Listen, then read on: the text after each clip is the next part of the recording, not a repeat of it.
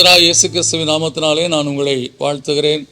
இந்த ஆசீர்வாதத்தின் விடியல் என்று சொல்லக்கூடிய இந்த நிகழ்ச்சியிலே இந்த கால வேளையில் உங்களை சந்திப்பதில் மிகுந்த மகிழ்ச்சி அடைகிறேன்.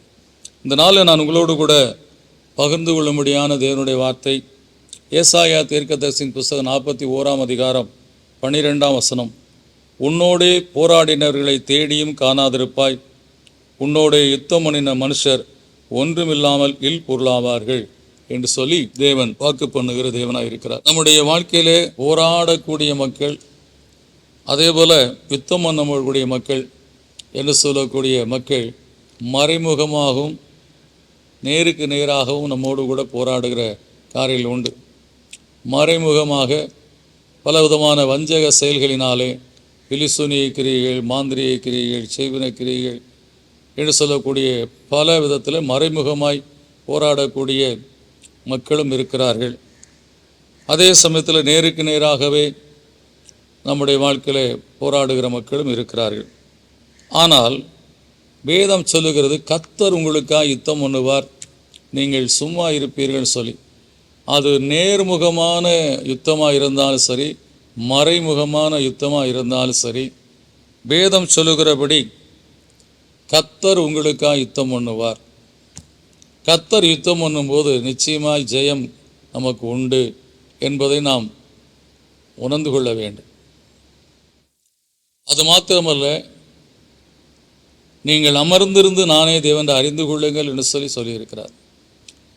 இந்த வார்த்தைகள் எல்லாம் நமக்கு சொந்தமா என்று சொல்லக்கூடிய நிலையில் நீங்கள் எண்ணி பார்க்கலாம். நிச்சயமாக நீங்கள் கர்த்தருக்குள்ளே இருந்தீங்கன்னா, நீங்கள் கர்த்தரை சார்ந்து இருந்தீங்கன்னா, உங்களுடைய ரட்சிப்பு உங்களுக்கு நிச்சயமான ஒரு பலனை கொடுக்கக்கூடிய நிலையில், அதில் உறுதியாக இருக்கக்கூடிய வாழ்க்கையில் இருப்பீர்னு சொன்னால், நீங்கள் தேவனுக்கு முன்பாய் நடந்து கொள்ளுகிற வாழ்க்கையில் கர்த்தருக்கு பயந்து அவர் வழிகளை நடக்கிற எவனோ அவன் பாக்கியவான் சொல்லப்பட்டிருக்கபடி, நீங்கள் அப்படி அவருடைய வழிகளை நடக்கிறதுனால நீங்கள் ஆசீர்வதிக்கப்பட்டவர்கள் என்று சொல்லப்பட்டிருக்கிறது. ஏன்னா இப்படிப்பட்ட மகத்துவமான காரியங்களை கர்த்தர் நமக்கு சொல்லி வைத்திருக்கிறதுனாலே, யுத்தம் எப்படி இருந்தாலும் சரி, அது மறைமுகமோ நேர்முகமோ என்று சொல்லி காணப்பட்டாலும் சரி, ஆனால் நம்முடைய வாழ்க்கை கர்த்தருக்குள்ளே சரியான விதத்தில் இருப்பதனாலே தேவன் சொல்லக்கூடிய காரியம், உன்னோரு போராடினரை தேடியும் காணாதிருப்பாய், உன்னோட யுத்தம் பண்ணின மனுஷர் ஒன்றுமில்லாமல் கொள்வார்கள் என்று சொன்னால், இந்த வார்த்தை சொன்ன தேவன் ஜீவிக்கிறார், அவர் நம்மோடு கூட இருக்கிறார், அவர் நமக்காக யுத்தம் பண்ணுகிறவர். நீ அமர்ந்திருந்து நானே தேவன் அறிந்து கொள் என்று சொல்லி நம்ம பலப்படுத்தி இருக்கிறார். நாம் கர்த்தருக்கு பயந்து அவர் வழிகள் நடக்கிறதுனாலே நாம் ஆசீர்வாதமாக இருக்க வேண்டும் என்று சொல்லக்கூடிய சத்திய வேதத்தின் வசனத்தின்படி ஆசீர்வாதத்தை மாத்திரம்தான் நம்முடைய வாழ்க்கையில் கர்த்தர் வாய்க்க பண்ணுவார். நமக்கு விரோதமாய் போராடினவர்கள், நமக்கு விரோதம் யுத்தம் பண்ணுகிறவர்கள் ஒருவரும் நம்முன் இல்லாதபடி அகற்றி போட உண்மையுள்ளவராக இருக்கிறார். நல்ல சத்தியத்தை உணர்ந்து கொள்ளுங்கள். அது ரொம்ப உங்கள் வாழ்க்கையில் அவசியமான ஒரு காரியம். எனவே தேவன் ஒரு வார்த்தையை சொல்லியிருக்கிறார் சொன்னால் அந்த முகாந்தரத்தையும் நாம் அறிந்து கொள்ள வேண்டும். எனவே இந்த நாளில் கர்த்தருடைய சமூகத்தில் கர்த்தர் இப்படி சொல்லியிருக்கிறார். எனவே என்னுடைய வாழ்க்கையில் இனிமேல் யுத்தம் பண்ணவர்களும் கிடையாது, என்னோடு கூட போராடுகிறவர்களும் என் வாழ்க்கையில் கிடையாது. தேவன் ஒருவரே என்னோடு கூட இருந்து நடத்தி கொண்டிருக்கிறார், அவரே என்னை தொடர்ந்து நடத்துவார் என்று சொல்லி நீங்கள் மனமகிழ்ச்சியோடு அவரை இந்த காலையில் துதியுங்கள். கர்த்தர் அப்படியே உங்களை நடத்தி ஆசீர்வதிப்பார். இந்த விசுவாசத்தோடு நாம் ஜெபிப்போம். நல்ல பிதாவே, நன்றியோடு உம்மை துதிக்கிறோம், ஸ்தோத்திரிக்கிறோம். கர்த்தாவே, உன் பக்கத்தில் 1000 பேரும் உன் வருடத்தில் 10,000 பேர் விழுந்தாலும் அது உன்னை அணுகாது என்று சொல்லி வாக்குறுத்திருக்கிறப்பா. கர்த்தாவே, நாங்கள் உன்னதமானவருடைய மறைவில் நாங்கள் இருக்கிற ஜனங்களப்பா, நாங்கள் உமக்கு பயந்து உமக்கு முன்பாக உத்தமமாய் நடந்து கொண்டு நாங்கள் வாழக்கூடிய வாழ்க்கையை நீர் அறிந்திருக்கிறீர். கர்த்தாவே, நீர் எங்கள் வாழ்க்கையிலே கர்த்தாவே எங்களுக்காக யுத்தம் பண்ணுகிற தேவன் என்று சொல்லி நாங்கள் அறிந்திருக்கிறோம். கர்த்தாவே, இந்த சூழ்நிலைகள் மத்தியிலே கர்த்தர் எனக்காக யுத்தம் பண்ணுவார் என்று சொல்லி கர்த்தாவே நாங்கள் அமர்ந்திருந்து உம்முடைய சமத்தையே நோக்கி பார்த்து நாங்கள் ஜெபிக்கிற ஜெபங்களை அறிந்திருக்கிறேன்.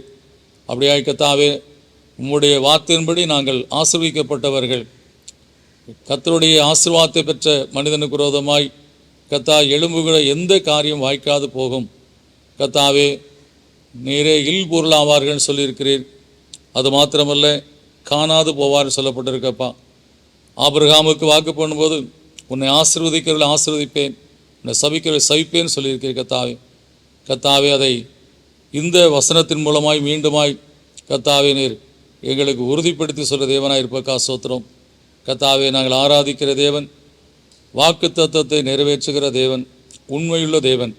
நீ சொன்னபடியே கர்த்தாவே, அப்படியா எங்களுக்கு விரோதமாய் போராடி கொண்டிருக்கிற கர்த்தாவே மக்களையும், எங்களுக்கு விரோதமாக யுத்தம் பண்ணி கொண்டிருக்கிற மக்களையும் கர்த்தாவே ஒன்றுமில்லாமல் இல்பொருளாகும்படியாக, காணாது போகும்படியாய் செய்கிற தேவனை சொல்லி நாங்கள் அதை உணர்ந்து இந்த வார்த்தையை நம்பி பொறுமையாய் உம்முடைய சமூகத்தில் நாங்கள் காத்திருந்து இந்த வார்த்தை கர்த்தாவே எங்கள் வாழ்க்கையில் பழிக்கும் என்று சொன்ன அந்த காரியத்தை நாங்கள் கர்த்தாவே கண்டு கழிவுற கிருபை செய்யும்படியாக ஜெபிக்கிறோம்.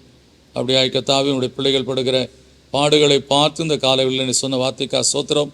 அதன்படி உங்கள் பிள்ளைகள் வாழ்க்கை ஒரு இளைப்பாறுதலை கொடுத்து ஆசீர்வதித்தலும் இயேசுவின் நாமத்தில் கேட்டு நல்ல பிதாவே, ஆமென். கர்த்தர் சொன்னபடி செய்கிற தேவன். நம்முடைய வாழ்க்கையில் நாம் யார் என்பதை உணர்ந்து கொண்டு நாம் காத்திருக்கும்போது நிச்சயமாய் கர்த்தர் நமக்காக யுத்தம் பண்ணுவார். கர்த்தர் நமக்காக யாவை செய்து முடிப்பார். அப்படி விசுவாசத்தோடு வாழ்க்கையின் ஓட்டத்தை ஓடுங்கள். கர்த்தர் உங்களுக்கு ஜெயம் கொடுக்கிற தேவனாக இருக்கிறார். God bless you.